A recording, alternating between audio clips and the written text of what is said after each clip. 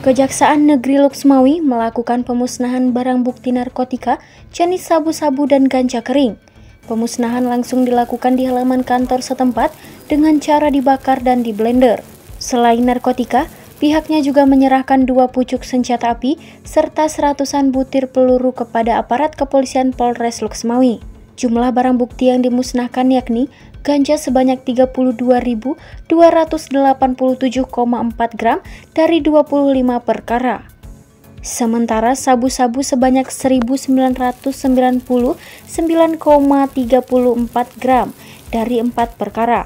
Adapun 2 pucuk senjata api yang diserahkan ke Polres Luxmawi yakni AK-56 beserta 97 butir peluru dan pistol SIG SAUER P250 beserta 50 butir peluru. Barang bukti yang dimusnahkan hari ini pertama adalah 25 perkara sabu dengan jumlah perkaranya adalah dengan jumlah sabunya barang buktinya 199,34 gram sabu dan kemudian 4 perkara ganja dengan jumlah perkaranya 32.387,4 artinya 32 kilo ya.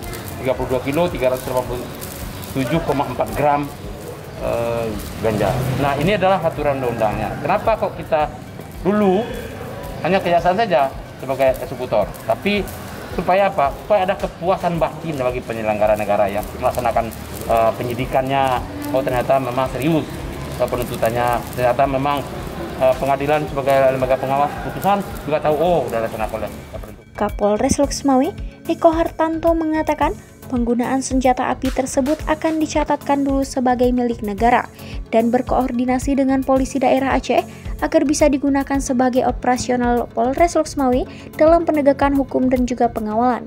Dari Luxmawi, Sarina, AJNN.